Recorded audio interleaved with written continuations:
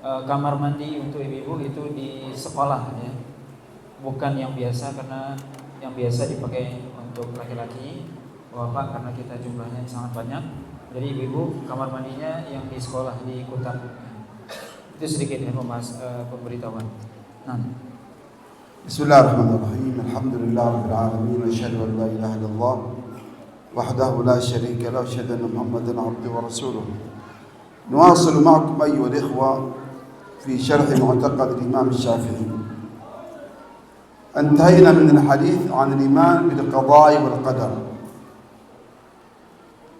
ثم يقول الإمام الشافعي رحمه الله تعالى: ونعتقد أنه لا يجوز أن يشهد على أحد من أهل القبلة بجنة ولا نار إلا من شهد الله تعالى ورسوله صلى الله عليه وسلم فعليه أن يشهد أنه في النار كالكفار والمنافقين، أو شهد الله له أنه في الجنة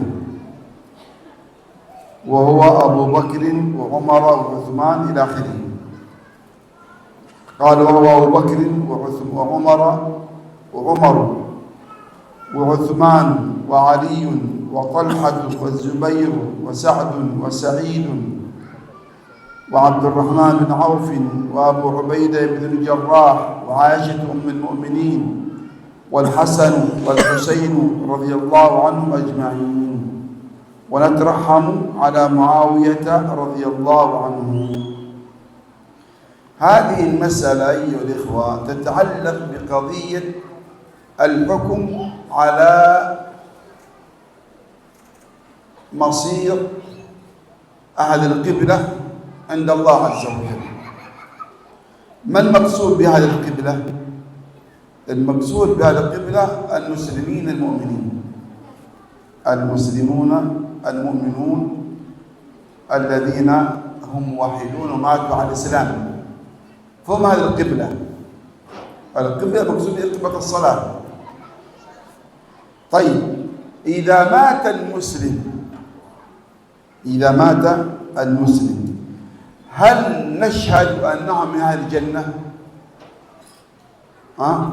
إذا مات المسلم، إنسان مسلم يصلي ويصوم ويزكي وإنسان صالح ومات، هل نشهد أنهم من أهل الجنة؟ أنه من أهل الجنة أو لا؟ طيب، مسلم عاصي من أهل الكبائر، مسلم شارب خمر، مسلم قاطع رحم، مسلم عاق والدين، مسلم آكل ربا ومات، هل نشهد أنهم من أهل النار؟ هذه المسألة الإمام الشافعي رحمه الله ذكرها بعد الإيمان بالقضاء والقدر. لماذا؟ لأن لها تعلق بقضية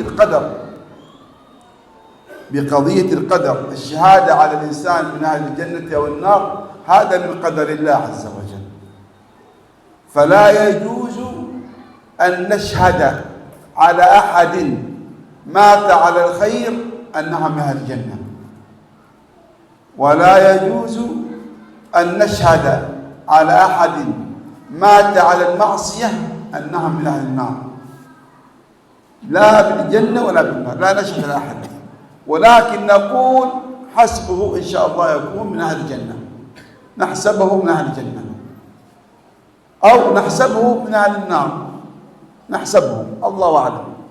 لماذا؟ لأن هذا الأمر غيبي، أن نشهد عن الإنسان من أهل الجنة والنار هذا أمر غيبي لا نعلمه إطلاقا، علمه عند ربي عز وجل، فمصير الإنسان هل في أهل الجنة من أهل النار هذا من علم الغيب الذي لا يعلم أحد إطلاقا إلا الله سبحانه وتعالى. لذلك لا يجوز أن نشهد على أحد بالجنة أو النار، نتوقف. طيب، ماذا نفعل؟ إذا مات إنسان صالح نحسبه إن شاء الله من أهل الجنة، نحسبه، الله أعلم. مات على حسن خاتمة، مات على حسن خاتمة، نحسبه من أهل الجنة، والعلم عند الله. إنسان مات على معصية، والله نقول هذا العياذ بالله سوء خاتمة، يستحق بها دخول النار، لكن الله أعلم. هل هو من أهل النار؟ الله أعلم. لماذا؟ لأن هذا ربما يغفر الله له يوم القيامة، ربما يغفر الله له يوم القيامة لتوحيد، للإيمان الذي في قلبه، وإن كان عاصيا، إن كان فاسقا. وذاك الذي مات على الطاعة والعباد ربما يكون من أهل النار، وإن كان في الظاهر أنه من أهل الجنة، في الظاهر أنه عمل صالح، لكن ربما بينه وبين الله عمل سيء لا نعلمه فيختم له فيصير من أهل النار. لذلك لا يجوز أن نشهد لأحد بدخول الجنة أو النار. Syekh. Nah, kemudian kita meyakini bahwasanya tidak boleh kita bersaksi atas seseorang dari ahlul kiblah dengan surga ataupun neraka kecuali orang-orang yang Allah SWT bersaksi kepadanya dan Rasulnya bahwasanya dia dan juga Rasulnya, maka hendaknya dia menyaksikan bahwasanya dia termasuk ahlun nar, misalnya adalah orang-orang kafir atau orang munafik, atau Allah SWT sendiri yang memberitahu kita atau bersaksi bahwasanya dia di surga, seperti Abu Bakar, Umar, Utsman, Ali, Thalha, Zubair, Sa'ad, Sa'id, wa Abdurrahman ibnu Auf, kemudian Abu Ubaidah bin Jarrah, Aisyah, Hasan wal Husain radhiyallahu taala anhum ajma'in. Mereka para sahabat ini yang dipersaksikan dengan surga. Permasalahan ini ya disebutkan ini adalah permasalahan yang berkaitan dengan bagaimana nanti ahlul kiblah kedudukan mereka di sisi Allah SWT. Siapa ahlul kiblah? Yaitu mereka kaum muslimin, orang-orang Islam dan orang-orang mukmin. Yang misalnya ya, seorang dari kaum muslimin itu meninggal, apakah kita boleh bersaksi atau mengatakan dengan pasti memastikan bahwasanya dia termasuk penduduk surga, atau sebaliknya ada orang muslim yang dia misalnya minum khamar, makan riba, durhaka, memutuskan silaturahim dan sebagainya, apakah kita juga boleh mengatakan dia masuk neraka? Maka ini adalah persoalan yang tentunya kita tidak boleh menjazam atau memastikan hal itu. Disebutkannya persoalan ini setelah iman kepada takdir adalah karena memang ada kaitannya dengan masalah takdir. Bahwasanya tidak boleh kita bersaksi atau memastikan seseorang yang meninggal dalam kebaikan misalnya itu dengan surga Allah SWT. Atau sebaliknya juga tidak boleh kita bersaksi atau memastikan seorang yang meninggal dalam perbuatan buruk itu dengan neraka. Kenapa tidak boleh? Karena ini semua adalah persoalan yang gaib, yang hanya Allah saja yang tahu. Tidak ada yang tahu hakikatnya kecuali hanya Allah SWT. Kemudian apa yang kita lakukan kalau ada yang meninggal? Maka kita berharap baginya surga. Kalau ada yang meninggal dari orang yang baik, dia suka beribadah kepada Allah SWT, maka kita berharap bahwasanya dia termasuk penduduk surga.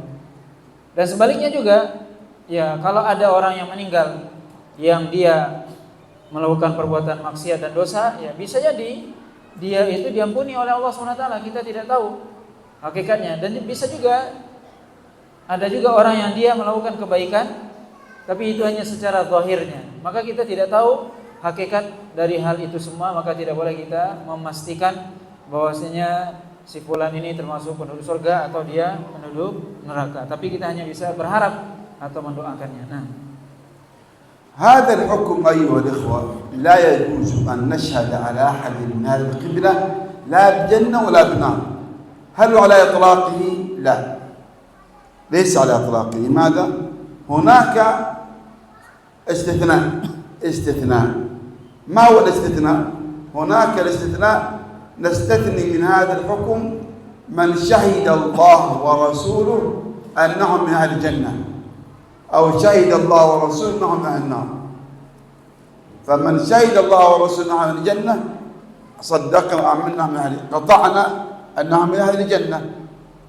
ومن شهد الله ورسوله من أهل النار قطعنا أنهم من أهل النار. مثل أبو لهب مات مشركا، هل من أهل النار؟ نعم نجزم. لماذا؟ لأن الله شهد له أنهم من أهل النار. صح؟ الكفار اليهود النصارى المشركون الذين ماتوا على الشرك نشهد أنهم من أهل النار، لأن الله عز وجل ذكر في كتابه أنهم من أهل النار خالدين فيها. المنافقون أيضا نقطع أنهم من أهل النار إذا ماتوا عن النفاق. هذا يسمون الحكم العام في الكفار والمشركين والمنافقين. كذلك نشهد لمن شهد الله ورسولهما بأنهم من أهل الجنة، مثل العشرة المبشرون بالجنة. العشرة المبشرون بالجنة هؤلاء شهد لهم الرسول صلى الله عليه وسلم أنهم من أهل الجنة، فنجزم ونقطع أنهم من أهل الجنة. وهم من؟ أبو بكر الصديق وعمر بن الخطاب وعثمان وعلي، تمام، وطلحة بن عوام والزبير، طلحة بن عبيد الله وزبير بن عوام، طلحة نعم طلحة بن عبيد الله والزبير بن عوام وسعد بن أبي وقاص وسعيد بن زيد، أبغى أقرأهم بالترتيب هنا، وعبد الرحمن بن عوف وأبو عبيدة عامر بن الجراح. هؤلاء 10، هؤلاء شهد لهم النبي بأنهم الجنة، فسموا العشرة المبشرون مع الجنة. هؤلاء نجزم ونعتقد ونقطع أنهم من أهل الجنة. لماذا؟ لأن النبي صلى الله عليه وسلم شهد لهم الجنة، تمام. كذلك أم المؤمنين عائشة، غير 10 منهم عائشة رضي الله عنها، الحسن، الحسين، فاطمة بنت الرسول، بلال، عمار بن ياسر وغيرهم من الصحابة ممن شهد لهم النبي أنهم من أهل الجنة، فهؤلاء نقطع أنهم من أهل الجنة. قالوا نترحم على معاوية بن سفيان، أيضا صحابي جليل، نترضى عنه ونترحم عليه رضي الله تعالى عنه. Nah, apakah hukum ini secara mutlak, yaitu bahwasanya kita tidak boleh memastikan seseorang itu termasuk penduduk surga atau neraka? Apakah ini secara mutlak? Ternyata tidak. Ada pengecualian di mana kita boleh memastikan seseorang termasuk penduduk neraka ketika Allah SWT memang memastikannya. Seperti Abu Lahab misalnya. Abu Lahab itu Allah SWT sebutkan dalam Quran bahwasanya dia termasuk penduduk neraka. Maka kita memastikannya karena Allah SWT yang menyebutkannya. Begitu juga orang-orang kafir secara umum, orang-orang kafir yang dia meninggal dalam kekafiran, dia termasuk penduduk neraka. Kemudian juga orang-orang musyrik secara umum, kita juga berkeyakinan bahwasanya mereka akan masuk ke dalam neraka. Begitu juga orang-orang munafik yang mereka meninggal dalam kemunafikan, nifaq i'tiqad, maksudnya di sini adalah mereka termasuk orang yang meninggal dalam neraka. Kemudian begitu juga sebaliknya, kita boleh juga memastikan orang-orang itu masuk ke dalam surga. Sebagaimana juga Allah SWT dan Rasulnya juga menyebutkan hal itu, di mana ada 10 sahabat yang diberi kabar gembira oleh Nabi SAW dengan surga, yaitu diantaranya Abu Bakar, Umar, Uthman, Ali, Talha, Zubair, Sa'ad dan Sa'id, Abdurrahman bin Auf dan Abu Ubaidah ibnu Al-Jarrah. Ini adalah 10 sahabat yang mereka diberikan kabar gembira yang disebut dengan 10 yang diberikan kabar gembira dengan surga. Maka kita memastikan mereka adalah penduduk surga karena Nabi SAW bersaksi dan memastikan hal tersebut. Kemudian juga ada Aisyah, Ummul Mukminin, kemudian Hasan dan Husain, kemudian juga ada Bilal, kemudian juga Ammar dan juga yang lainnya. Maka ini adalah diantara sahabat yang juga disebutkan bahwasanya mereka akan menjadi penduduk surga. Begitu juga kita mendoakan rahmat kasih sayang kepada Muawiyah bin Abi Sufyan yang beliau juga adalah sahabat. كذلك أيضا لا يجوز الترحم على الكفار والمشركين. لا يجوز الترحم على الكفار والمشركين. فمن مات كافرا أو مشركا لا يجوز أن تقول يرحمه الله، أو مات نصراني أو مات يهودي أو مات مشرك وثني، لا يجوز أن نترحم عليه، نقول هذا مات على الشرك والكفر فهو من أهل النار. الدليل قوله سبحانه وتعالى: وما كان للنبي والذين آمنوا أن يستغفروا للمشركين ولو كانوا أولي قربى من بعد ما تبين لهم أنهم أصحاب الجحيم. هذه الآية نزلت في أبي طالب عم النبي صلى الله عليه وسلم. أبو طالب عم النبي، عمه أخو أبوه شقيق، عم النبي صلى الله عليه وسلم. أبو طالب مع أنه حمى النبي ودافع عن النبي ونصر النبي صلى الله عليه وسلم، لكنه للأسف مات مشركا، مات على الشرك، لم يسلم. فعند مرض الموت جاءه النبي صلى الله عليه وسلم وأراد أن يسلم، قل يا عما لا إله إلا الله كلمة أحاجلك بعند الله. الشاهد أن أبا طالب مات على الشرك ومات كافرا، فأراد النبي أن يستغفر له، فأنزل هذه الآية ينهاه الله عن الاستغفار لأبي طالب: وما كان للنبي والذين آمنوا أن يستغفروا للمشركين.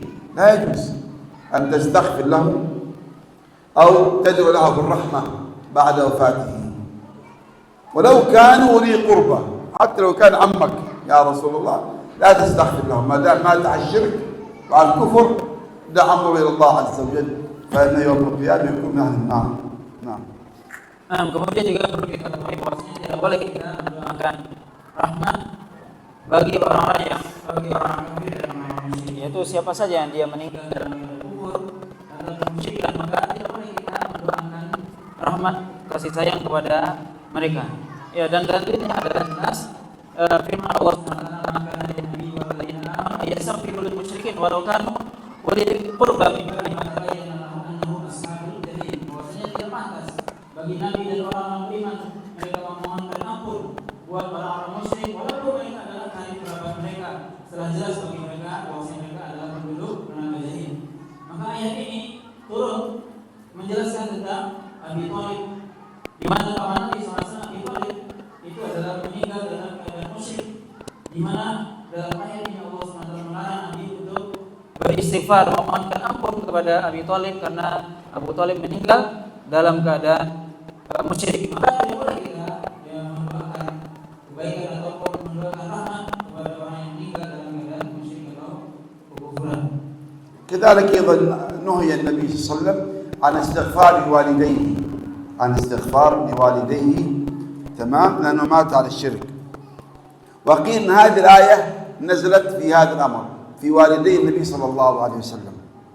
في تفسير في قول التفسير أن هذه الآية نزلت في والدي النبي عندما أراد أن يستغفر لهما، فوالدي النبي مات على الشرك وعلى الكفر، ونهى الله أن نستغفر لهما، إلا استثناء فقط في إبراهيم. الله فقط استثنى إبراهيم أن يستغفر لأبيه، لكن كان إبراهيم يرجو منه الإسلام، لكن مات على الشرك والكفر. نعم. Kemudian juga disebutkan bahwasanya ayat ini sebagai ulama mengatakan bahwasanya ayat ini berbicara tentang larangan kepada Nabi SAW untuk beristighfar kepada kedua orang tua Nabi SAW yang kedua orang tua meninggal dalam keadaan musyrik. Sebagian ulama mengatakan seperti itu, maka dilarang kita secara umum mendoakan atau beristighfar kepada orang yang dia meninggal dalam keadaan musyrik. Ya, kecuali ada pengecualian di dalam Nabi Ibrahim alaihissalam. Pengecualian pada Nabi Ibrahim yang beliau beristighfar untuk bapaknya. Ini tentunya pengecualian. نعم. قال الإمام الشافعي: والدليل على أنه لا يجوز أن يشهد على أحد إلا من استثني من الجملة. من استثني من الجملة أي من استثني من الكفار أو المؤمنين بالقطع والجزم بأنهم من أهل النار أو من أهل الجنة، لأن هذا من أمر الغيب، هذا من أمر الغيب، بمعنى أن مصير الإنسان بعد الموت الجنة أو النار هذا غيب لا نعلمه إلا ما جاء الدليل عليه فنثبته ونقطع به. وقد قال تعالى: قل لا يعلم الغيب، قل لا يعلم من في السماوات والأرض الغيب إلا الله وما يشعرون أيان يبعثون. فدل على أنه لا يجوز أن يشهد على أحد بجنة ولا نار. نعم، لا يجوز، ولو كان يعني في الظاهر مسلما، في الظاهر صالحا، لكن لا ندري ما يختم به. وكما قال النبي صلى الله عليه وسلم: إنما الأعمال بالخواتيم، إنما الأعمال بالخواتيم. فربما رجل تجده مسلم مؤمن تقي صالحا، سبحان الله، يختم له بسوء الخاتمة فيموت من أهل النار. وربما رجل من أهل النار يعمل السيئات والموبقات والكبائر، ثم يأتي الأجل عند الموت فيتوب ويستغفر الله فيموت على الإسلام على التوبة فيغفر الله له عز وجل. لذلك لا ندري بمصير الإنسان بعد موته، هذا علم عند ربي عز وجل. وقد جاء في السنة الصحيحة أن النبي صلى الله عليه وسلم ذكر عنده رجل صالح من الصحابة، ذكر عنده رجل صالح، ذكروا جهاده وصلاحه وصلاته، فقال النبي صلى الله عليه وسلم: هو في النار. الصحابة استغربوا: يا رسول الله، هذا رجل يجاهد ويفعل ويفعل ويفعل، قال: هو في النار، شاهد أننا في النار.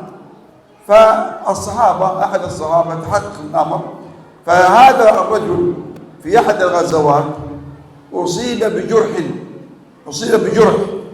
في أحد الغزوات، فلم يتحمل الألم ولم يتحمل الجرح فقتل نفسه فصار من أهل النار كما أخبر النبي صلى الله عليه وسلم.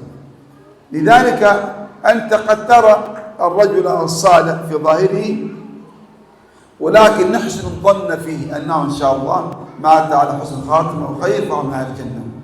وقد ترى الرجل المعصية لكن ما تدري ما بينه وبين الله عز وجل، ربما يكون بينه وبين الله عمل صالح يشفع له يوم القيامة فيدخل الجنة. لذلك نقول أمره إلى الله ولا نعلم بمصيره، والله أعلم.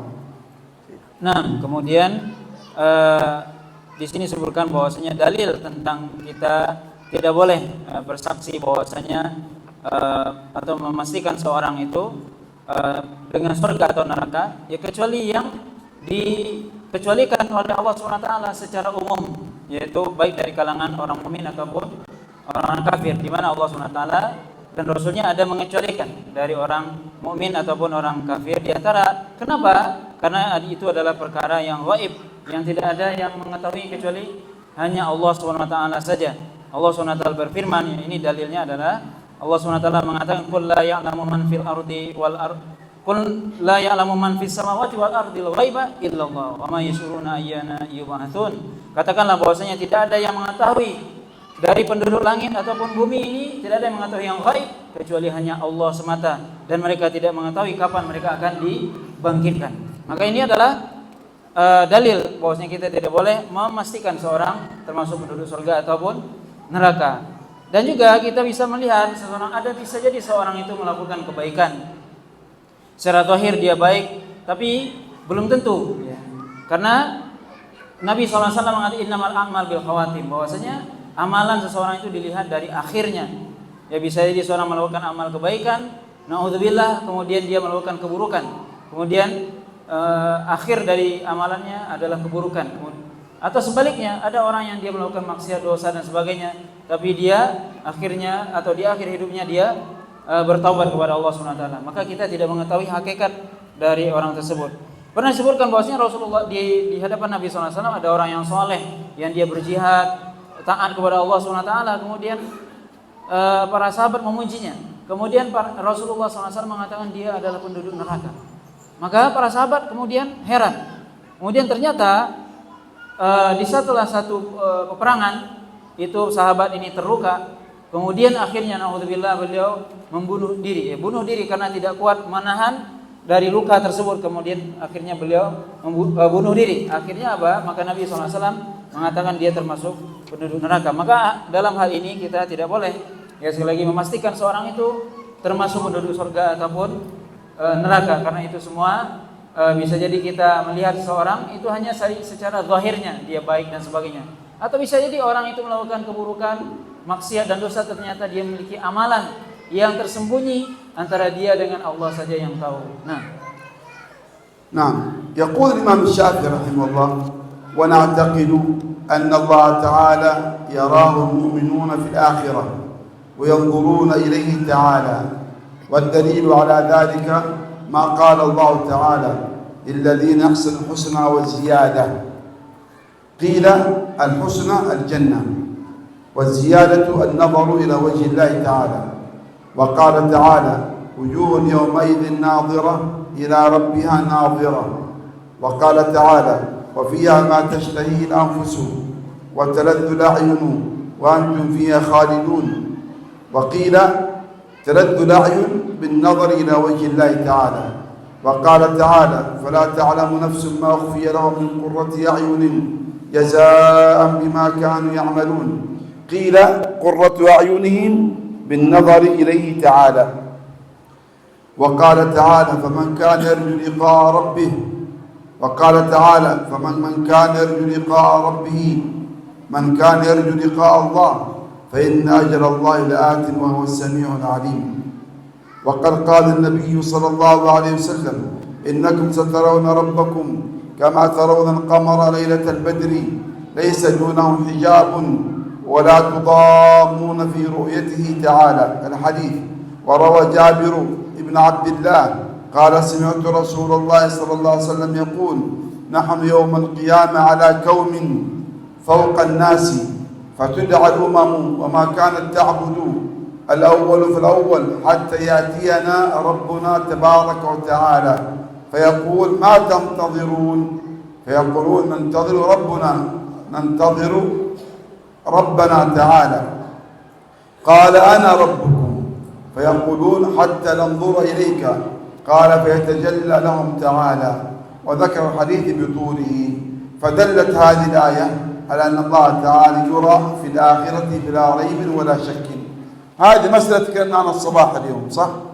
رؤية الله، وأن أهل السنة والجماعة يعتقدون أن الله تعالى يرى يوم القيامة في الجنة، يراه المؤمنون بأعينهم بأبصارهم كما قال الإمام الشافعي، يرونه في الجنة بأبصارهم ليس بينهم وبينهم حجاب، يرونه وجها لوجه كما نص على ذلك الحديث والسنة. نعم. لا نمشي ما تترجم الناس بس بعض موجود يعني. ونعتقد، يقول الإمام الشافعي: ونعتقد السمع والطاعة للإمام. أعطوا الخلاصة. أين على مس. مش شرط تقرأ كل الأدلة. أعطوا الخلاصة. Dan selanjutnya adalah kita meyakini bahwasanya orang-orang beriman itu akan melihat Allah SWT di akhirat, ya. Dan ini sebagaimana yang Allah sebutkan, ya, dalam firman Allah SWT: lilladzina ahsanul husna wa ziyadah, ya, bahwasanya orang-orang beriman akan mendapatkan surga dan juga ziyadah, yaitu melihat wajah Allah SWT. Maka ini adalah keyakinan Ahlus Sunnah wal Jamaah. Banyak ayat-ayat disebutkan di sini oleh Imam Syafi'i yang menyebutkan dan menetapkan bahwasanya Allah SWT akan dilihat oleh orang-orang beriman nanti di akhirat, dan itu adalah termasuk nikmat yang paling besar. Dan juga Rasulullah SAW sebutkan bahwasanya kita orang-orang beriman akan melihat Allah SWT sebagaimana melihat bulan purnama, di mana kita tidak terhalangi ketika melihat bulan tersebut. Maka ini menunjukkan bahwasanya keyakinan Ahlus Sunnah yang itu merupakan ijma, bahwasanya orang-orang mukmin akan melihat Allah SWT nanti di akhirat. Kemudian juga disebutkan bahwasanya nanti di hari kiamat kita berada di suatu tempat yang tinggi. Kemudian akan datang umat-umat setelahnya dengan yang mereka sembah, Tuhan-Tuhan mereka. kemudian yang pertama, yang kedua, seterusnya sampai datang Allah Subhanahu wa taala. Kemudian Allah mengatakan, apa yang kalian tunggu? Kemudian orang-orang beriman mengatakan, kami menunggu Rabb kami. Maka kemudian Allah mengatakan, akulah Rabb kalian. Kemudian Allah Subhanahu wa taala kemudian orang beriman mengatakan, sampai kami melihat engkau. Maka kemudian Allah Subhanahu wa taala menampakkan dirinya. Kemudian ini disebutkan dalam hadis yang panjang. Bahwasanya ini semua menunjukkan ayat dan juga hadis bahwasanya Allah Subhanahu wa taala akan dilihat nanti di akhirat, dan itu adalah suatu keyakinan tanpa ada sedikit pun keraguan. خلاصة. Nah. قال الإمام الشافعي: ونعتقد السمع والطاعة للإمام. هنا انتقل الإمام الشافعي لباب الإمامة. وباب الإمامة أيها الإخوة هو في الأساس ليس من مسائل العقيدة، باب الإمامة، لأن باب الإمامة المقصود بالإمامة هنا ليس إمامة الصلاة، لا، الإمامة المقصود بها إمامة المسلمين، ولي أمر المسلمين، إمام المسلمين، الخليفة، خليفة المسلمين، هذا المقصود بالإمامة هنا. هذا الباب أصلا ليس من كتب العقيدة وليس من مباحث العقيدة، هو من مباحث الفقه والسياسة الشرعية، لكن أدرج في كتب العقيدة لأن حصل فيه نزاع ما بين أهل السنة وما بين الشيعة والخوارج في هذه المسألة الإمامة، ولذلك أصبح شعارا لأهل السنة القول بإمامة المسلمين، خلافا للشيعة والخوارج الذين الشيعة يحصرون الإمامة في أهل البيت فقط، أو في من هو من أئمتهم 12، وأما الخوارج فلا يعتبرون الخليفة إمام المسلمين، بل ينزلون عليه ويخرجون عليه بالسيف والسنان. لذلك أهل السنة من شعارهم القول بالسمع والطاعة لإمام المسلمين الذي أجمع المسلمون على إمامته، واتفق أهل الحل والعقد على إمامته ليكون خليفة للمسلمين. فيقول الإمام الشافعي: ونعتقد السمع والطاعة للإمام، أي إمام المسلمين وهو جماعة المسلمين، وهو الخليفة من قريش، لقوله تعالى: أطيعوا الله وأطيعوا الرسول وأولي الأمر منكم. من هم أولي الأمر؟ قيل أولي الأمر الخلفاء، وقيل الأمراء والفقهاء، وكل هذه الأقوال صحيحة. فالله أمر: قل أطيعوا الله وأطيعوا الرسول وأولي الأمر منكم. شوفوا، كرر الفعل مرتين: أطيعوا الله وأطيعوا الرسول، أطيعوا وأطيعوا، أطيعوا الله وأطيعوا الرسول. ثم في أولي الأمر لم يقل وأطيعوا الأمر منكم، لا، وإنما قال وأولي الأمر منكم. لماذا؟ لأن طاعة أولي الأمر من طاعة الله ورسوله، من طاعة الله ورسوله. فنحن عندما نطيع أولي الأمر فهذا الباب التعبد، نطيعه في المعروف كما جاء في السنة، قال صلى الله عليه وسلم: لا طاعة إلا في المعروف، لا طاعة إلا في المعروف. أما إذا أمر بمعصية أو كفر أو شرك فلا طاعة لمخلوق في معصية الخالق.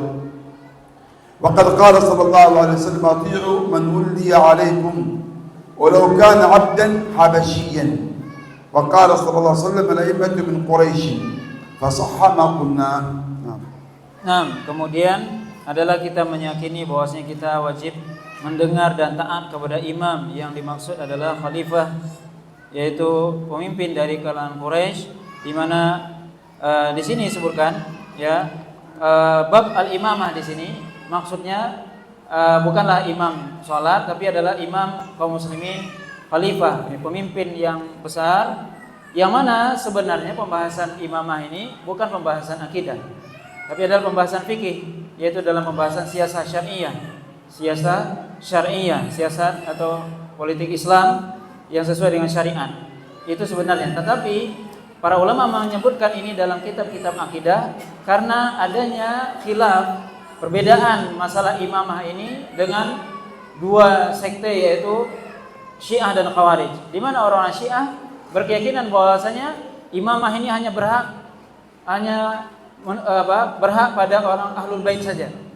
Kemudian juga adapun orang Khawarij itu justru mereka tidak menganggap pemimpin yang ada, justru mereka biasanya keluar memberontak dari pemimpin yang ada. Maka ini adalah penyebab ya, karena adanya perbedaan pendapat, ya, perbedaan prinsip yang sangat prinsipil antara Ahlus Sunnah dengan Syiah dan Khawarij. Makanya para ulama di sini menyebutkan tentang bab imamah dalam pembahasan akidah, walaupun sebenarnya adalah pembahasan fikih. Kemudian Allah SWT di sini menyebutkan firman-Nya, atiiullah wa atiiur rasul wa ulil amri minkum, yaitu taatlah kepada Allah dan taatlah kepada Rasul dan pemimpin di antara kalian. Maka di sini taat kepada Allah dan taat kepada Rasul, ya, dan juga pemimpin di antara kalian. Di mana kita mentaati pemimpin adalah dalam hal-hal yang ma'ruf, dalam hal-hal kebaikan. Ketika selama dia memerintahkan yang baik, maka ketika itulah kita taat kepadanya. Sebagaimana di sini disebutkan ulil amri al-khulafa wal umara wal fuqaha, yaitu pemimpin adalah para khalifah, para pemimpin yang berkuasa. Nah, qala al-Imam Syafi'i na'taqidu wujub as-salati ala kulli man mata min al-qiblah illa al-mubtadi'ah لأن وجوب الصلاة فرض على الكفاية وقد قال تعالى النبي صلى الله عليه وسلم وصل عليهم إن صلاتك سكن لهم وأمر النبي صلى الله عليه وسلم بالصلاة على الموتى. هنا يا هذه المسألة قضية الصلاة على كل من مات من أهل القبلة، من أهل القبلة المسلمين، كل من مات من أهل القبلة يجب الصلاة عليه حتى لو كان عاصيا، حتى لو كان فاسقا، حتى لو كان من أهل الكبائر، فيصلى ما دام مسلم يصلى عليه. قال إلا المبتدعة. هذا الاستثناء الإمام الشافعي رحمه الله هو استثناء للمبتدعة الذين لهم بدعة مفسقة أو بدعة مكفرة. فبعض هذه البدع لا يصلى عليه من باب الزجر. استثنى الإمام الشافعي المبتدعة أي الذين هم بدعة منكرة أو بدعة مفسقة أو بدعة أقصد يعني مكفرة. هذا بدعة مكفرة طبعا يعتبر كافر ليس مسلما. أو من أهل البدع من الذين اشتهروا ببدعة ضلالة، اشتهر ببدعة ضلالة. لماذا لا يصلى عليه؟ قالوا العلماء لأن هذا من باب الزجر لهم ولأمثالهم المبتدعة، من باب الزجر حتى لا يختلي أحد بهم في البدعة وحتى يزجرون عن بدعتهم كالقدرية والخوارج والجهمية، هؤلاء البدع الذين أو بعض الغلاة من أهل الشيعة وغيرهم لا يصلى عليه من قبل وجهاء المسلمين أو علماء المسلمين، أما العوام ممكن يصلوا عليه. وهذه مسألة أخرى يا إخوان، مسألة العصاة، مسألة العصاة وهذه الكبائر من المسلمين إذا ماتوا هل يصلى عليهم؟ نعم يصلى عليهم أكيد، واجب يصلى عليهم. صلاة الجنازة فرض كفاية كما قال الإمام الشافعي، فرض الكفاية إذا قام به من يكفي سقط اليد عن باقين. فهذه الكبائر وهذه المعاصي صلى عليهم، لكن ذكر العلماء أن أهل الكبائر أو المشايخ أو العلماء أو الدعاة أو وجهاء القوم لا يصلون على أهل الكبائر أو على أهل البدع. لماذا؟ قالوا من باب الزجر، من باب الزجر لهم حتى ينزجر الناس ويتعظون بهم في تلك الكبائر والبدع.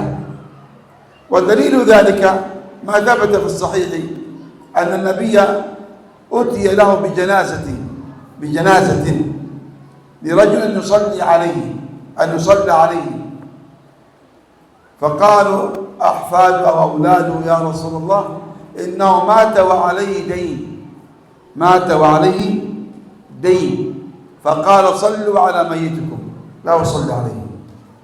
فرفض النبي أن يصلي عليه أنه عليه دين، ذمته معلقة بدين لشخص، فرفض النبي أن يصلي عليه. فقام أحد الصحابة فقال يا رسول الله دينه علي، دينه علي، أنا سأقضي دينه. فلما تكفل به ذلك الصحابي صلى عليه النبي صلى الله عليه وسلم.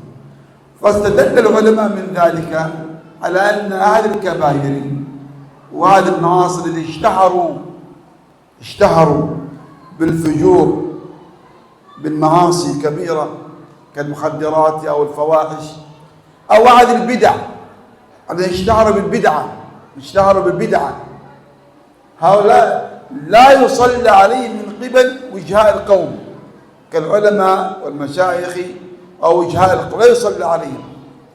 لماذا لا يصلى عليهم؟ قالوا زجرا لهم، حتى أن الناس ينزجروا والناس يتعظوا ويعتبروا بحالهم. فإذا كان هذا صاحب معصية أو صاحب بدعة لا يصلى عليه فالناس سينتبهوا ولن يقتدوا به في معصيته أو في بدعته. لكن عوام الناس ممكن يصلوا عليه لا بأس بذلك، لأنه مات مسلما وإن كان كافرا وإن كان فاسقا مات مسلما فتجب عليه صلاة الجنازة. Nah, Wadah, insyaallah. dan kita berkeyakinan bahwasanya wajib mensalatkan orang yang meninggal dalam yang dia termasuk ahlul kiblah atau orang muslim, kecuali pelaku bid'ah. Karena wajibnya salat itu adalah fardu kifayah. Sebagaimana Allah Subhanahu wa taala mengatakan kepada nabinya, "Washalli alaihim," dan salatlah kepada mereka, "Inna salataka sakanul lahum," bahwasanya salat engkau akan menjadi penenang bagi mereka. Dan Allah dan Nabi SAW menyuruh menyolatkan orang yang meninggal. Maka di sini disebutkan oleh Imam Syafi'i bahwasanya kita wajib mensolatkan orang yang meninggal dari kalangan kaum muslimin, dari ahlul kiblah, baik mereka pelaku dosa besar, maksiat dan sebagainya, kecuali pelaku bid'ah. Dan di sini disebutkan, perlu kita ketahui bahwasanya pelaku bid'ah itu ada dua, ada yang mukaffirah, yang itu mengeluarkan seorang dari Islam, maka jelas tentunya dia, kalau memang benar dia mukaffirah, maka tentunya tidak disolatkan. Kemudian yang kedua, mufassaqah, yaitu yang dia bid'ahnya mufassiqah, yang dia menyebabkan dia menjadi orang yang fasik, maka orang ini tetap disolatkan. Tapi ada orang-orang yang tidak menyolatkannya, yaitu para pemimpin, orang-orang yang berpengaruh, para tokoh, mereka tidak perlu menyolatkannya sebagai bentuk zajar, sebagai bentuk pelajaran bagi orang-orang awam, kaum muslimin yang lain bisa mengambil pelajaran ketika mereka melihat ada pelaku dosa dan maksiat yang mereka itu tidak disolatkan oleh para tokoh. Maka itu mereka menjadi pelajaran bagi mereka agar mereka tidak melakukan perbuatan dosa dan maksiat. Dan tentunya ya, secara umum orang yang melakukan maksiat, baik dosa besar atau kecil, maka dia tentunya disolatkan, kecuali tadi oleh orang yang memiliki kedudukan di tengah masyarakat, itu boleh dia tidak menyolatkan orang tersebut sebagai pelajaran bagi kaum muslimin yang lainnya agar tidak jatuh pada dosa yang sama. Adapun orang awam yang lainnya, masyarakat, boleh mereka tetap menyolatkan mereka, karena memang salat jenazah hukumnya adalah fardu kifayah. Dan dalilnya adalah, yaitu Rasulullah SAW pernah didatangkan kepada beliau jenazah, yang mana jenazah tersebut dikatakan dia memiliki hutang. Kemudian Nabi SAW mengatakan, salatkanlah teman kalian ini. Nabi SAW ketika itu awalnya tidak mau menyolatkan. Kemudian sampai seorang sahabat itu mengatakan, saya yang akan menjamin dan menanggung hutangnya wahai Rasul. Kemudian baru Rasulullah SAW menyolatkannya. Ini menjadi dalil bagi para ulama bahwasanya seorang yang dia melakukan dosa ataupun maksiat dan dia masyhur melakukan dosa dan maksiat, maka boleh orang-orang yang memiliki kedudukan, yang para tokoh dan sebagainya, untuk tidak menyolatkan sebagai pelajaran bagi orang yang lainnya agar mereka tidak melakukan dosa serupa. Nah, ثم يقول رحمه الله أذان في أذان azan dulu. آتي محمد. طيب نواصل يا إخوة. يقول الإمام الشافعي: نعتقد أن الله تعالى ينزل إلى السماء الدنيا في كل ليلة كيف شاء وكما شاء، تسليما لما قال صلى الله عليه وسلم: ينزل ربنا كل ليلة إلى سماء الدنيا حين يبقى ثلث الليل الأخير أو ثلث الليل، فيقول من يدعوني فأستجيب له، من يسألني فأعطيه، من يستغفرني فأغفر له، ويسلم هذا الحديث تسليما بلا كيف ولا كشف عن معانيه. وكذلك الأخبار الواردة في الصفات التي صحت عن رسول الله صلى الله عليه وسلم، فمن فسر هذه الأحاديث أو كيفها فقد خرج عن الطريق المستقيم. هذا تكلمنا عنها صفة النزول إلى السماء الدنيا، وهي صفة فعلية ثابتة ينزل كيفما شاء وكما شاء سبحانه وتعالى. Nah, selanjutnya adalah bahwasanya kita meyakini bahwasanya Allah SWT turun ke langit dunia setiap malam, dan tentunya turunnya Allah SWT adalah sifat fi'liyah, di mana Allah SWT turun sesuai dengan kehendak Allah SWT.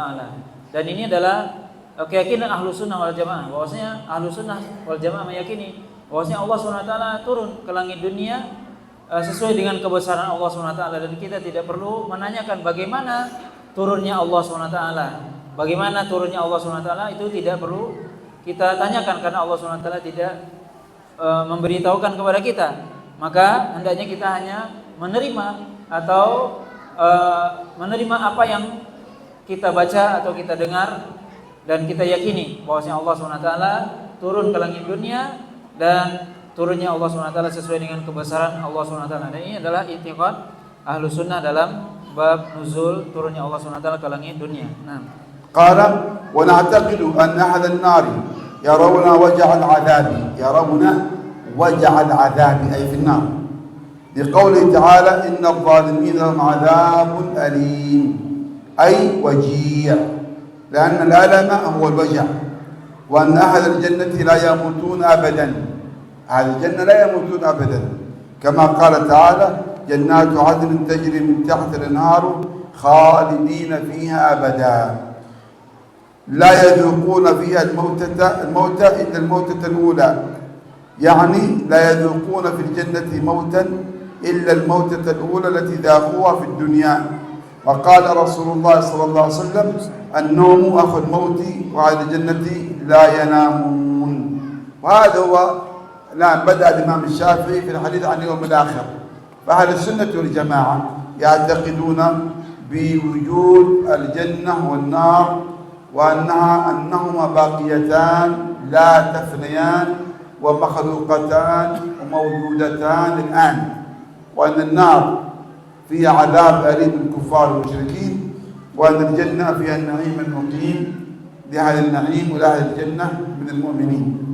Nah, kita jelaskan ini secara singkat ya, karena waktu yang memang tidak cukup. Bahwasanya kita meyakini bahwasanya ahli neraka itu mereka akan merasakan azab, ya, azab yang pedih di neraka, mereka merasakan itu. Dan tentunya ini berkaitan dengan keimanan kepada surga neraka. Bahwasanya surga neraka itu adalah ada, dan surga neraka itu sudah ada sekarang, dan surga neraka itu tidak akan hilang atau tidak akan hancur. Tapi surga neraka tetap ada, dan itu adalah keimanan Ahlus Sunnah wal Jamaah bagaimana berkaitan dengan hari akhir, yaitu berkaitan dengan surga neraka. Nah, qala wa na'taqidu anna fil qabri na'iman wa 'adaban kama yuridu Allah ta'ala li ibadihi, wad dalilu ala dhalika qawluhu ta'ala wa nudhiqannahum min al-'adhabi al-adna duna al-'adhabi al-akbari la'allahum yarji'un. قيل العذاب الأدنى عذاب القبر، وقد روي عن رسول الله صلى الله عليه وسلم أنه قال إن الميت إذا دفن فتح له باب من الجنة ثم يفتح له باب من النار، وذكر الحديث بطوله، وقال تعالى ومن عمل صالحا فلأنفسهم يمهدون. هذا في باب الإيمان بعذاب القبر. وعذاب القبر أو نعيم القبر أول منازل الآخرة، أول منازل الآخرة. وهذا العذاب أو النعيم يسمى حياة البرزخ، حياة البرزخ.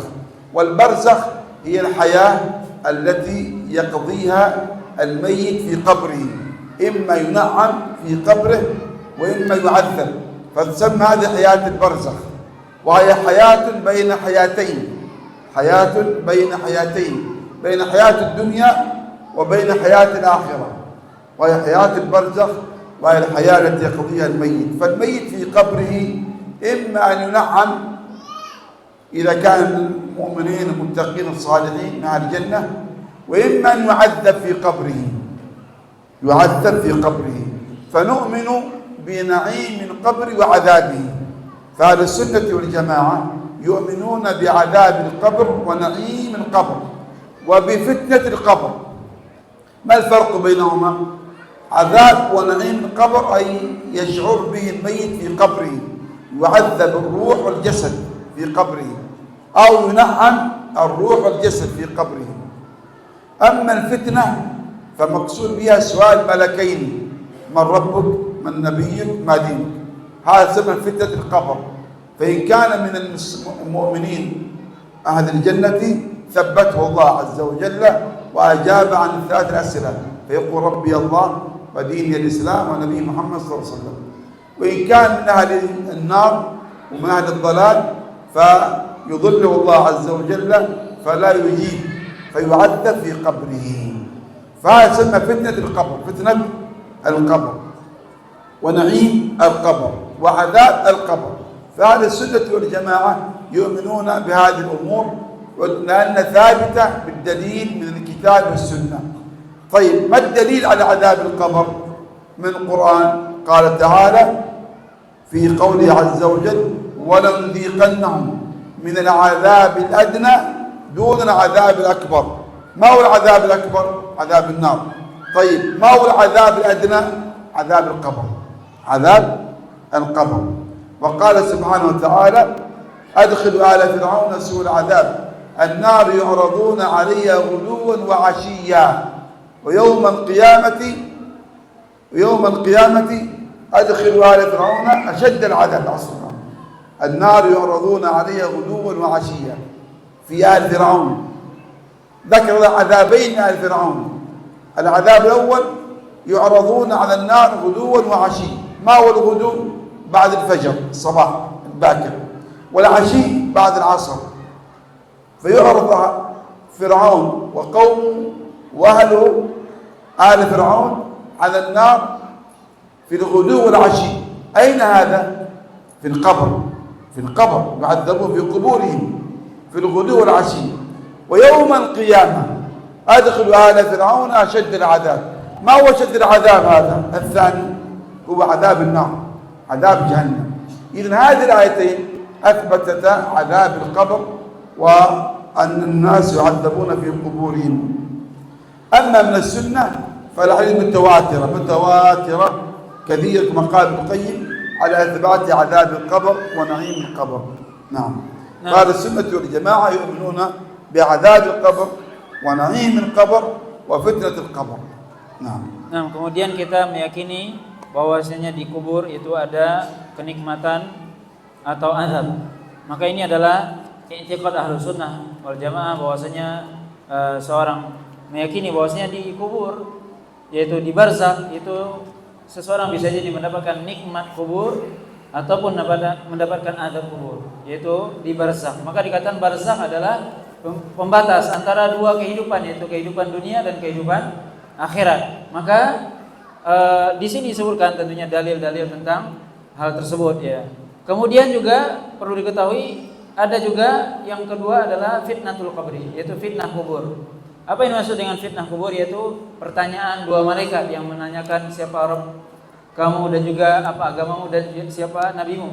Ini adalah yang disebut dengan fitnah kubur. Ya, di mana Ahlus Sunnah meyakini itu semua. Meyakini bahwasanya di kubur ada nikmat atau azab, dan juga meyakini akan adanya fitnah kubur. Ya, fitnah yaitu pertanyaan dari dua malaikat. Dan juga apa dalil akan adanya fitnah kubur atau dalil tentang nikmat atau azab kubur? Ini disebutkan sebagaimana dalam kitab, disebutkan dalam surah As-Sajdah bahwasanya kami akan memberikan kepada mereka azab yang kecil sebelum azab yang besar agar mereka kembali Dan yang masuk dalam adab yang kecil di sini adalah adab kubur, dan adab yang besar adalah adab di akhirat, yaitu di neraka Allah SWT. Maka ini adalah keimanan dan salah satu dalil ya tentang fitnah kubur ya. Ini disebutkan dalam Al-Qur'an. Kemudian juga ayat tentang Fir'aun tadi juga disebutkan. Jadi ini ada dua dalil, dua ayat disebutkan menjadi dalil tentang adanya nikmat kubur atau fitnah kubur. Kemudian juga dalil dari sunnah itu banyak sekali. Disebutkan oleh Imam Al-Qayyim bahwasanya hadis yang meriwayatkan tentang fitnah kubur itu sampai derajatnya mutawatir. Nah, كذلك يقول الإمام الشافعي رحمه الله: ونعتقد أن البعث بعد الموت حق. الإيمان بالبعث هذا من الإيمان باليوم الآخر. من الإيمان باليوم الآخر أن تؤمن بالبعث. ما معنى البعث؟ البعث هو إحياء الأموات بعد موت يوم القيامة. إحياء الأموات بعد موت يوم القيامة. تمام؟ يبعثون من قبورهم فيحيون من جديد للحساب والجزاء. للحساب والجزاء يوم القيامة. وهذه إذا قامت الساعة. إذا قامت الساعة فيأمر الله إسرافيل فينفخ فيبعث الناس من قبورهم. فما الدليل على البعث؟ قوله تعالى إخبارا عن إبليس لعنه الله لتصديق بالبعث، قال أنظرني إلى يوم يبعثون، قال إنك من المنظرين. وقال تعالى إخبارا عن قوم آخرين: من بعثنا من مرقدنا هذا ما وعد الرحمن وصدق المرسلون. وقال تعالى: من يحيي العظام وهي رميم. وقال تعالى: إنا نحن نحيي الموتى. وقال تعالى: والموتى يبعثهم الله ثم إليه يرجعون. وقال تعالى: زعم الذين كفروا أن لن يبعثوا، قل بلى وربي لتبعثن ثم لتنبؤن بما عملتم وذلك على الله يسير. Nah, kemudian selanjutnya adalah kita meyakini akan adanya ba'ats ba'dal maut, yaitu adalah kebangkitan setelah kematian. Apa yang dimaksud dengan ba'ats ba'dal maut? Yaitu Allah SWT menghidupkan setelah meninggal.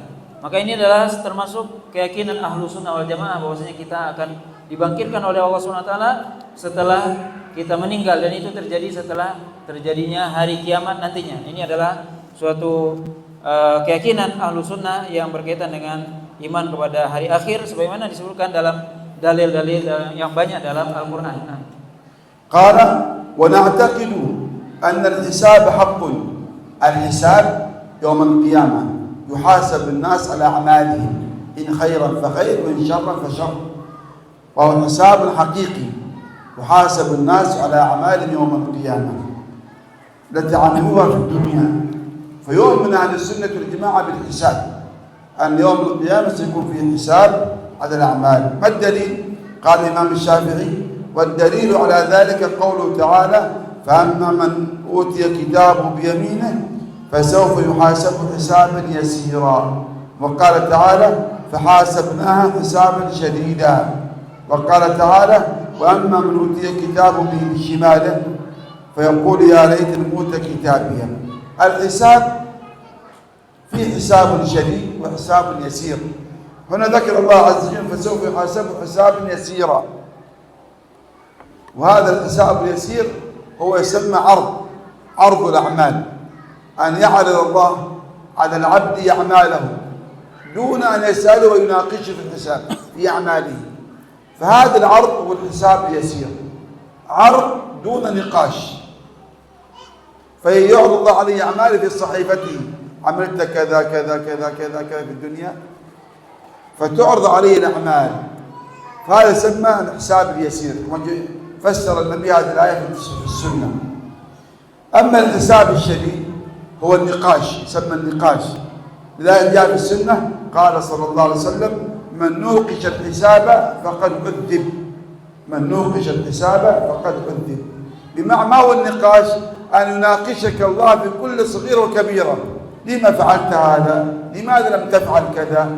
فهذا يسمى النقاش، يناقشك الله على كل صغيرة وكبيرة. فمن نوقش الحساب فقد عذب، يستحق دخول النار. أما من عرض عليه الأعمال يسيرا فهذا لا يعذب، إنما يدخل الجنة. والله تعالى أعلم وأعلم. والحساب طبعا يا إخوة، الحساب على كل أعمال تعمل الإنسان في الدنيا من صغير أو كبير، يحاسب على الخير وعلى الشر وعلى كل شيء فعله في الدنيا فيحاسب على أعماله. نعم. Kemudian kita meyakini bahwasanya hisab itu, hari perhitungan itu adalah benar adanya, bahwasanya kita semua akan dihisab oleh Allah SWT, akan dihitung amal kebaikan dan keburukan kita. Itu adalah suatu hal yang pasti dan itu diyakini oleh ahlu sunnah wal jamaah, dan itu disebutkan oleh Allah SWT dalam dalilnya dalam banyak ayat ya dalam Al-Quran. Kemudian perlu kita ketahui bahwasanya hisab itu ada hisab syadid, ada hisab yang berat dan yang yasir, yang ringan. Yang ringan itu adalah bagaimana Allah SWT menampakkan kepada seorang hamba amalannya di dunia, kemudian dia mengakuinya, itulah hisabnya orang-orang mukmin. Adapun orang-orang yang kafir, kemudian mereka dihisab yang hisab syadid, yang berat, yang mereka disebutkan dikatakan oleh Nabi SAW dalam hadis, yaitu niqash, yaitu ditanya oleh Allah SWT, kenapa kamu lakukan ini dan itu dan semuanya. Ini adalah hisab ya. Jadi ada hisab yang yasir dan yang syadid, dan kita meyakini itu semua bahwasanya Allah SWT akan menghitung seluruh amalan kita yang kita lakukan di dunia ini. Nah. قال الإمام الشافعي: ونعتقد أن لله ميزانا يزن به أعمال العباد، وهذا من عقيدة أهل السنة والجماعة، يؤمنون بالميزان. الميزان يوم القيامة وهو ميزان حقيقي له كفتان توزن فيه الأعمال وتوزن فيه الصحائف وتوزن فيه العباد كما جاء في السنة في ذلك. ونعتقد أن لله ميزانا يزن به أعمال العباد يوم القيامة، والدليل على ذلك قوله تعالى: فأما من ثقلت موازينه فهو في عيشة راضية. وقال تعالى: فمن ثقلت موازينه فأولئك هم المفلحون، ومن خفت موازينه فأولئك الذين خسروا أنفسهم في جهنم خالدون. والميزان له لسان ينطق وله كفتان وتوزن، وهو ميزان حقيقي وليس مجازي كما يدعي المعتزلة، بل هو ميزان حقيقي. نعم. Nah, kemudian kita beriman akan adanya mizan atau timbangan, bahwasanya akan ada di hari kiamat nanti mizan yang sebenarnya. Ya, dia memiliki dua kifah ya, tempat menimbang, dua tempat timbangan, kemudian juga ada lisannya, tempat menaruh besi untuk menimbang itu.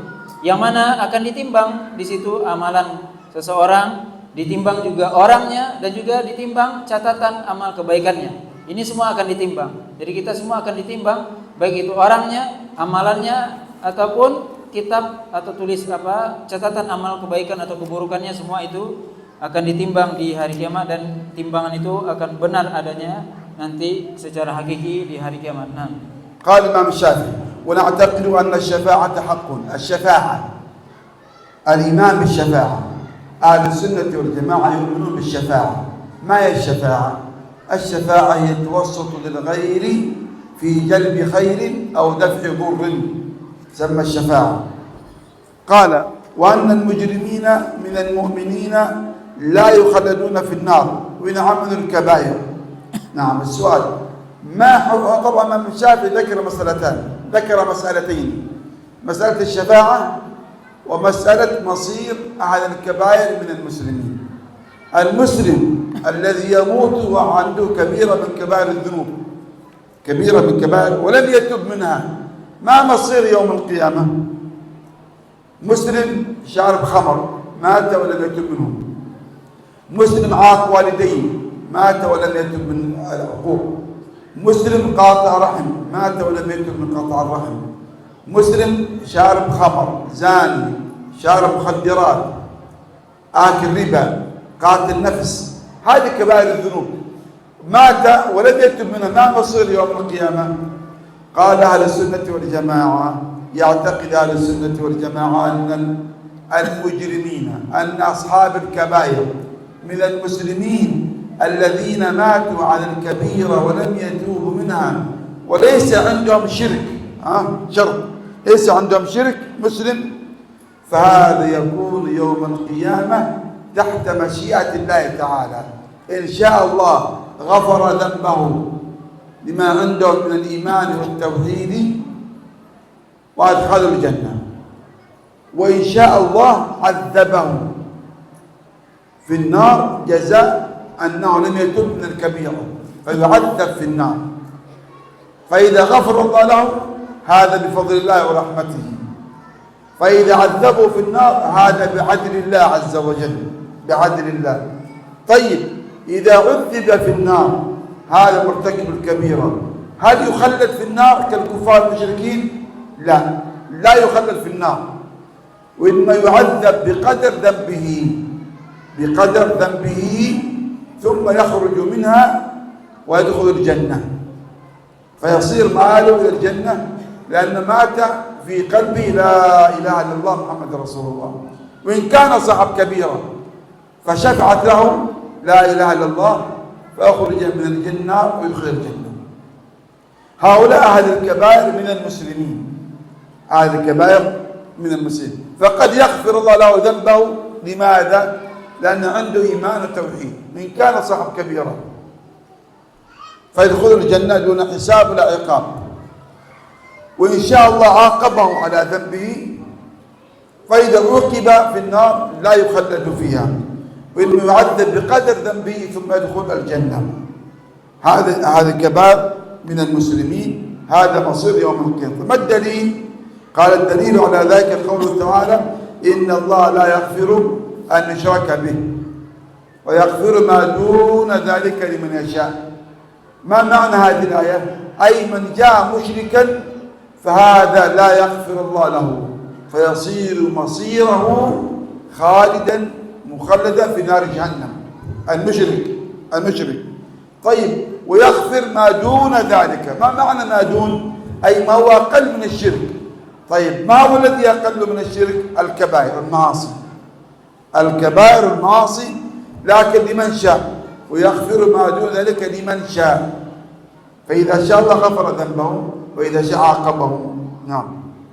Nah, kemudian kita meyakini akan adanya syafaat nanti di akhirat, dan juga kita meyakini bahwasanya orang-orang yang pelaku dosa besar dari kalangan kaum muslimin, orang-orang mukmin tidak akan kekal di neraka. Maka secara umum adalah orang-orang mukmin dalam penjelasan ini ada dua hal sebenarnya disebutkan oleh Imam Syafi'i. Pertama tentang syafaat, bahwasanya akan ada syafaat nanti di akhirat. Kemudian yang kedua adalah bagaimana akhir dari orang-orang yang melakukan dosa dari kalangan orang-orang beriman. Di sini perlu kita jelaskan bahwasanya pelaku dosa besar dari orang-orang beriman, maka mereka ada dua keadaan. Bisa jadi mereka, yang jelas mereka adalah tahta masyiah, yaitu kembali kepada kehendak Allah SWT. Bisa jadi Allah SWT mengazabnya dengan dosa besar yang dia lakukan, atau bisa jadi Allah SWT mengampuninya. Jadi maksudnya adalah pelaku dosa besar yang dia tidak bertobat. Jadi ada seorang muslim yang dia melakukan dosa besar, minum khamar misalnya, atau melakukan perbuatan zina dan sebagainya. Kemudian dia meninggal membawa dosa besar tersebut. Bagaimana keadaan dia nanti di akhirat? Dia tidak bertobat. Yang berbeda dengan bertobat. Kalau dia tidak bertobat berarti dia melakukan dosa besar, maka bisa jadi dia diampuni oleh Allah SWT atau dia diazab oleh Allah SWT. Maka ini adalah kembali kepada Allah SWT. Ini adalah keyakinan kita ahlu sunnah dalam hal orang mukmin ketika dia melakukan dosa besar. Tetapi walaupun dia diazab, dia tempat kembalinya, tempat akhirnya nanti adalah di surga, karena ada iman, Islam, syahadah yang ada dalam hatinya, yang itu akan menyelamatkan dia dari neraka Allah SWT untuk tinggal selama di dalamnya. Maka dia disamakan dari al-khulud finnar. Nah, والشفاعة يا الإخوة أصحاب الكبائر قد يخرجون من النار بشفاعة النبي صلى الله عليه وسلم. فالنبي يشفع لأهل الكبائر من المسلمين. ما معنى يشفع؟ أي يتوسط عند الله أن يخرج من النار من كان في قلبه مثقال ذرة من إيمان، وفي رواية مثقال ذرة من إيمان، وفي رواية مثقال شعير من إيمان. فمعنى ذلك أن النبي قد يشفع لأهل الكبائر، يشفع لأهل الكبائر. جاء في الحديث قال صلى الله عليه وسلم: شفاعتي لأهل الكبائر من أمتي، يعني الكبائر من أمتي. وهؤلاء أهل الكبائر في صنف استحق دخول النار فيشفع لهم النبي فلا يدخلوها، يدخلون الجنة. وفي صنف دخل النار من أهل الكبائر فيشفع لهم النبي صلى الله عليه وسلم فيخرجون من النار يدخلون الجنة بشفاعته صلى الله عليه وسلم. وهذه من الشفاعة الثابتة للرسول. وهذه الشفاعة يا الإخوة ليست خاصة بالنبي صلى الله عليه وسلم. الشفاعة لأهل الكبائر ليست خاصة بالنبي، بل هي عامة.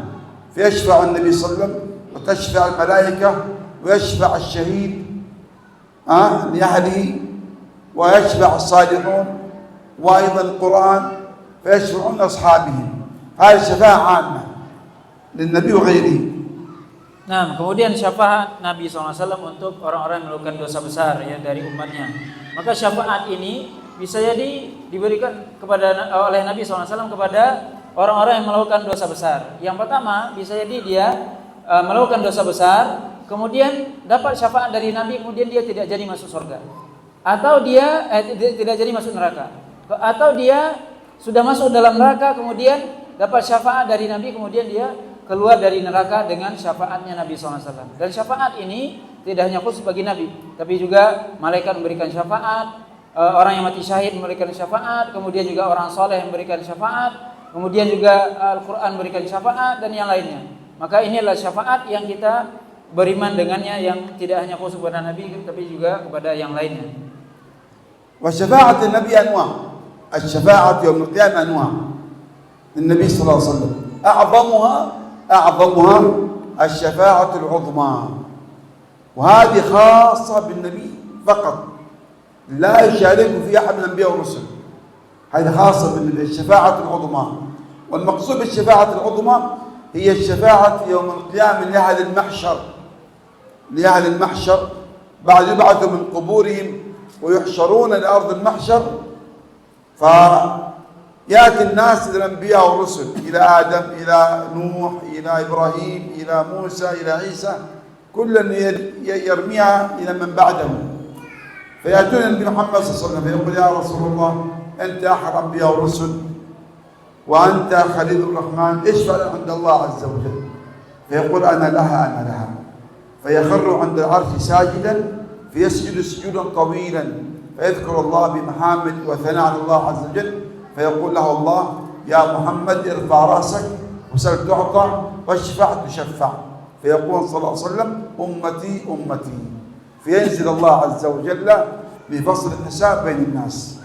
هذا تسمى الشفاعة العظمى، الشفاعة العظمى، وهي المقام المحمود، وهي المقام المحمود في الدعاء ما بعد الأذان. اللهم رب هذه الدعوة التامة والصلاة القائمة آتي محمدا الوسيلة والفضيلة وابعثه المقام المحمود. ما هو المقام المحمود؟ الشفاعة العظمى. هذه خاصة بالرسول فقط، لا يشارك في أحد الأنبياء ولا الرسل ولا أحد المخلوقين. Nah, kemudian perlu diketahui juga bahwasanya Nabi SAW itu memiliki beberapa syafaat sebenarnya. Dan syafaat yang paling besar yaitu adalah disebut dengan syafaatul uzma. Dan ini adalah khusus bagi Nabi SAW, yaitu syafaat di mahsyar nantinya. Ketika kita dibangkitkan, di mana manusia mendatangi para nabi dan rasul, maka tidak ada yang bisa berikan syafaat itu kecuali hanya Nabi SAW. Dan ini juga disebut dengan maqaman mahmudan. Nah, أيضا من شفاعة النبي الشفاعة في استفتاح باب الجنة، في استفتاح أبواب الجنة. أيضا هذه خاصة بالنبي صلى الله عليه وسلم. فبعد أن يأتي المؤمنون إلى باب الجنة يجدون مغلقة فلا يفتح لهم، فيقول لهم ملائكة باب الجنة لا نفتح لكم حتى يأتي محمد صلى الله عليه وسلم. فيأتي النبي عليه الصلاة والسلام فتقول الملائكة لك أمرنا نفتح، فتستفتح أبواب الجنة للمؤمنين بالدخول بشفاعة النبي صلى الله عليه وسلم. وهذه الشفاعة خاصة بالرسول. نعم. Nah, kemudian juga diantara syafaat Nabi SAW yang juga hanya untuk Nabi khas, yaitu adalah syafaat ketika membuka pintu-pintu surga. Ini hanya buat Nabi SAW saja, bahwasanya Nabi memberikan syafaat dengan terbukanya pintu surga sehingga orang-orang mukmin bisa masuk ke dalam surga. Nah, أيضا من الشفاعة الخاصة بالنبي محمد صلى الله عليه وسلم شفاعته لعمه أبي طالب، شفاعته لعمه أبي طالب بتخفيف عذاب النار عليه. فأبو طالب أخف عن النار عذابا بشفاعة النبي صلى الله عليه وسلم، لأن أبا طالب حمى النبي في الدنيا ودافع عنه، تمام، ونصره إن كان مات مشركا، فليشفع له النبي ليس في خروج من النار، لا، لأن الله حرم الجنة، حرم على المشركين دخول الجنة، لا يدخل مشرك الجنة إطلاقا، لكن يشفع له النبي في تخفيف العذاب عنه، كما جاء في السنة أن أبا طالب يقف على جمرتين من النار يغلي منهما دماغه، فأخف أهل النار عذابا أبا طالب بشفاعة النبي صلى الله عليه وسلم. هذه الشفاعة خاصة بالرسول. نعم. Nah, kemudian juga di antara syafaat yang khusus bagi Rasul adalah syafaat Nabi kepada pamannya Abu Thalib, yaitu syafaat untuk meringankan azabnya. Kita tahu bahwasanya Abu Thalib termasuk yang berjasa kepada Nabi SAW ketika beliau hidup, ya, membantu Nabi dalam dakwahnya. Tapi beliau meninggal dalam keadaan kafir. Maka syafaat Nabi kepada Abu Thalib untuk meringankan azabnya saja, dan ini khusus hanya kepada Nabi SAW. أيضا من شفاعة النبي الشفاعة في رفع درجات أقوام في الجنة، في رفع درجات أقوام في الجنة بشفاعته صلى الله عليه وسلم. لكن هذه الشفاعة ليست خاصة بالرسول، للرسول ولا غير الرسول يشترك فيها غيره، فهي عامة. إذا الشفاعة العامة اثنتان: شفاعة لأهل الكبائر بالخروج من النار أو عدم دخول النار من المسلمين الموحدين، والشفاعة في رفع درجات في الجنة، هذه عامة. أما الخاصة بالرسول ثلاث: شفاعة العم أبي طالب، والشفاعة العظمى، والشفاعة استفتاح أبواب الجنة. Nah, kemudian juga syafaat untuk mengangkat derajat orang-orang beriman di surga. Tapi ini sebenarnya bukan khusus bagi Nabi, tapi juga umum bagi orang-orang mukmin juga. Berarti ada dua syafaat yang umum, yaitu syafaat diangkatnya sebagian orang di surga derajatnya, dan kemudian yang kedua tadi adalah syafaat orang pelaku dosa besar akan diberikan juga tidak hanya bagi Nabi, tapi umum kepada orang-orang yang soleh juga dari kalangan kaum muslimin, juga bisa memberikan syafaat kepada orang yang melakukan dosa besar. Adapun yang khusus bagi Nabi tadi tiga, yaitu syafaatul uzma ketika di mauqif, ketika di mahsyar, kemudian syafaat ketika membuka pintu surga, dan syafaat yang khusus kepada paman beliau yaitu Abu Thalib. Nah, هذه الشفاعة فأهل السنة والجماعة يؤمنون بهذه الشفاعات كلها، لأن ثبت بها الدليل من الكتاب والسنة. Nah, ini semua adalah ahlu sunnah mempercayainya karena semua itu ada dalilnya melalui Alkitab dan As-Sunnah. طيب، ما هذا الوقت انتهى صراحة، يعني بقي معنا فقط، سأذكر لكم ما بقي ذكرا فقط دون شرح، حتى نختم الكتاب. ذكر أيضا الإمام الشافعي الحوض، نوع من أهل السنة يؤمنون بحوض النبي صلى الله عليه وسلم. الحوض النبي عليه الصلاة والسلام، من شرب منه شربة لا يظمأ بعد أبدا. وأيضا يؤمن أهل السنة والجماعة الصراط يوم القيامة، والصراط جسر ينصب على ظهر جهنم، تمام، أدق من الشعر وأحد من السيف، يمر الناس عليه يوم القيامة. ثم ذكر بعد ذلك طبعا الصراط والحوض أيضا مما دل عليه الدليل من الكتاب والسنة. أما الحوض فقد قالت إنا أعطيناك الكوثر، والكوثر إلى حوض النبي صلى الله عليه وسلم. وهذا الحوض طوله شهر وعرضه شهر، ماءه أحلى من عسل وأبيض من اللبن، ومن شرب منه شربة واحدة لا يظمأ عنها أبدا، وتشرب منه أمة النبي صلى الله عليه وسلم إلا أهل البدع والأحداث. نعم. Nah, kemudian kita melanjutkan tentang iman kepada haudin Nabi, yaitu telaga Nabi SAW. Bahwasanya ahlu sunnah meyakini bahwasanya Nabi SAW memiliki haud, di mana haud itu disebutkan dalilnya diantaranya adalah perkataan Allah SWT, Inna a'tainakal kautsar, di mana panjangnya adalah sebulan perjalanan dan juga lebarnya sebulan perjalanan. Ini siapa yang minum darinya tidak akan haus selamanya. Ini beriman kepada haud. Kemudian juga iman kepada sirat, yaitu sirat adalah jembatan yang membentang di atas neraka jahanam, yang dia lebih halus daripada rambut, lebih tajam daripada pedang, dan semua manusia akan melewati sirat. Nah, أخيرا ختم الإمام الشافعي عقيدته بالحديث عما جرى بين الصحابة، فقال الإمام الشافعي في الأخير: ونعتقد أن الجدال والمراء في الدين والكلام في الصحابة والكلام في القرآن منهي عنه، لما روي عن النبي صلى الله عليه وسلم أنه نهى عن الجدال والمراء في الدين، وقال صلى الله عليه وسلم: اذكروا محاسن أصحابي ولا تذكروا مساويهم فتختلف عليكم قلوبكم، ولولا خوف التطويل بالاستدلال على هذه السنة المذكورة من كتاب الله تعالى ومن سنة رسول الله صلى الله عليه وسلم ومن كلام الأئمة أكثر من هذا، ولكن قد قيل: من لم تنفعه قليل الحكمة ضره كثيرها. وقد روى ابن مسعود رضي الله عنه قال: اتبعوا ولا تبتدعوا فقد كفيتم. فكذلك فإذا كان الأمر كذلك والتطويل فيما لا يحتمل والله أعلم، نفعنا الله فيما قلنا ونفع الناظر فيه والعامل، آمين. وصلى الله على سيدنا محمد وآله وصحبه وسلم تسليما. Nah, dan yang terakhir adalah kita meyakini bahwasanya kita meninggalkan jidal atau berdebat dalam masalah agama, dan juga dalam perkara sahabat, dan juga dalam perkara Al-Quran, di mana kita tidak boleh berdebat dalam hal-hal seperti itu. Dan di sini disebutkan bahwasanya kita disuruh oleh Nabi SAW untuk menyebutkan kebaikan-kebaikan para sahabat saja, dan tidak menyebutkan keburukan-keburukan mereka, karena hati-hati kalian akan berselisih ketika melakukan itu.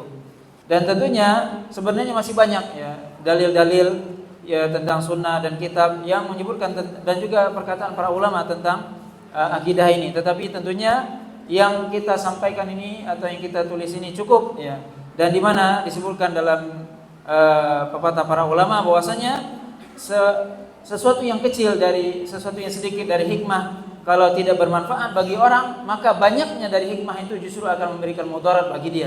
Maka cukup kita menyebutkan yang sedikit ini. Sebagaimana juga Abdullah bin Mas'ud mengatakan, ittabi'u wa la tabtadi'u faqad kufitum.